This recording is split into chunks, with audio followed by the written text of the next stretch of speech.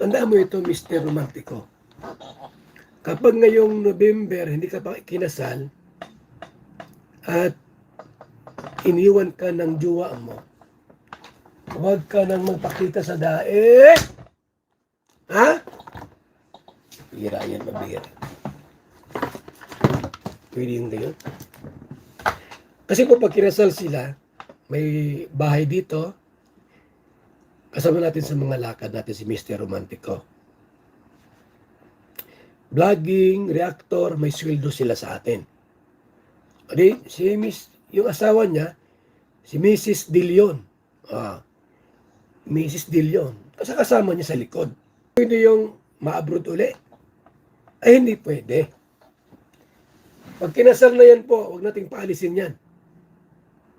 Huwag na. Ha? Kasi kinasal na po, huwag na mag-abroad. Kasama natin yan lagi sa mga lakad natin. Ganon. Para masaya sila. Masaya sila. Pag may lakad tayo, hotel, dalawa sila sa hotel, magkasama sila. Dapat mabuntis niya si Gingging agad-agad. Dapat lang mabuntis niya agad kasi 40 na siya ay. Dapat pagkakasal, matik. 1 linggo sa hotel, walang uwian, walang labasan. Mabantay kami sa labas ng pinto. 1 linggo walang labasan, sa loob lang sila. Meron ng tagahatid ng pagkain. Idaan lang sa bintana, kumain muna kayo dyan. 1 week walang labasan. Dapat makabuo agad ng bata. At 40 na edad ay, yun ang aming plano. So, kinasal dito November, pagkagabi po, dalhin sa hotel, 1 linggo walang labasan. Gabi-gabi binabantayan ko yan dito. Tuwing 1:00 na madaling araw, sinisilip ko yan kung anong ginagawa. Abay, gising pa. Gising pa si Mr. Romantico. May ka-video call. Yung jowa niya, inaaway niya. Ba't mo inaaway ang jowa mo? Wala ka bang tiwala sa jowa mo?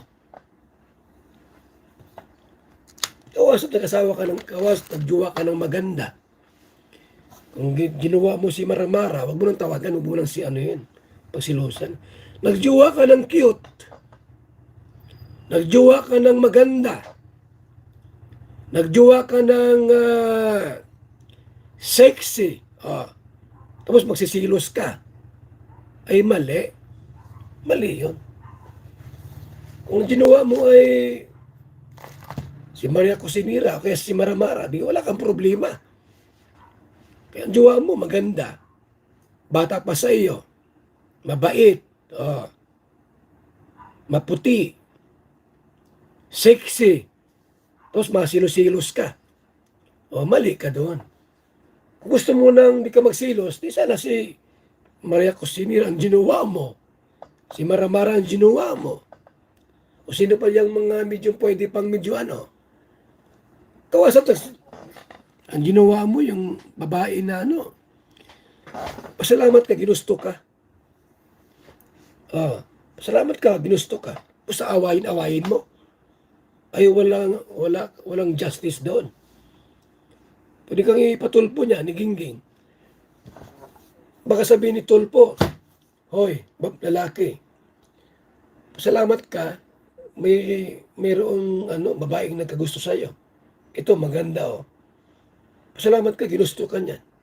Tapos awayin mo.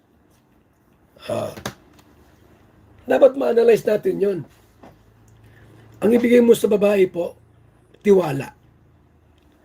Tiwala, pagmamahal, respeto. Yun. Huwag ka magbigay ng doubting. Doubting. Wag yun. Aawayin mo. Pagdududahan mo. Huwag yun. Mali yun. This coming November po, ikakasal na po yan. Si Mr. Romantico. Ngayon po, malapit nang ikakasal yan. 6 months na lang ata, Tapos malaman natin, hiwalay na. Ay, huwag naman. Ito nga yung sulat ni Gingging, Kay Mr. Romantico. Ha? Ah, I love you so much. Boss B. Yan o. I love you so much. I will marry you. Yan o. This coming November, I will marry you. Till death do us part. Yun na yung gate pass mo. Yun na yung panghawakan mo. Kung may makita kang mga negative, sumbong-sumbong dyan, ano man, reject mo agad dyan. Yan ang agila. Agila ba tayo? Power. Power yan. Strong. No more negative thoughts. Ay, October nga po yung sa Singapore, pictorial. Masama ako. Sama ako dyan. Hindi pwedeng hindi. Mamaya magtampuhan yan. Pambihira yan. Mahirap yung gayon. Kasi November ng kasal, dapat talagang solid. Ito, 20 mil. Ipunin ko na. 20 mil ang ipunin ko. Yung mga ninang-ninang po, 10,000 kayo, advance kayo magbigay. Alam mo, ang kasal po ay November 20 o November 15. Dapat mga November 10 pa lang, yung nyo, bigayin yung pera. Huwag na kayo magbigay ng ng mga gamit or electric fan. Pirahan nyo na lang, pirahin. 10,000. Para may paghanda kami. Ano po? Kung kung maka-attend kayo ng kasal, di kayo, bahala kayo. Electric fan, washing machine. Ganun lang. Kasi mag-rent kami ng dito, pagsamantala, apartment. Ay, hindi namin yung pababayaan po.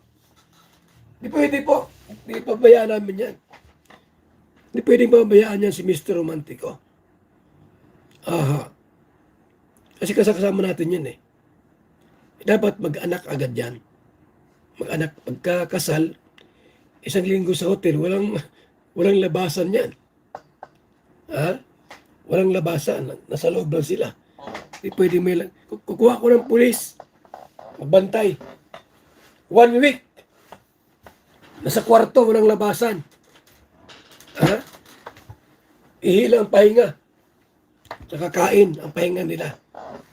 Nagbagan. Kaya nga jugjugan, umuman, walwalan sa kaadaadan. 1 week po walang labasan sa room sa hotel. Kukuha ko ng gwardya, pulis para walang makalabas. Pagka bumabas si Mr. Romantico, oops, huwag kang lumabas, isang linggo yan. Bayad yung hotel. Meron lang magdalang pagkain po. Vitamin sa pagkain lang.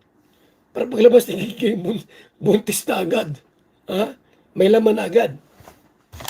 Sinabi ni Miss Gingging, ayaw sa kapilo. Ayan o. Ito. Usay ko ulit. I love you. Ayaw ko lang po ulit. Ang tigas ng ulo. Ang tigas ng panga. I love you so much, Boss B. Yan o. I will marry you this coming November. Till death do us part.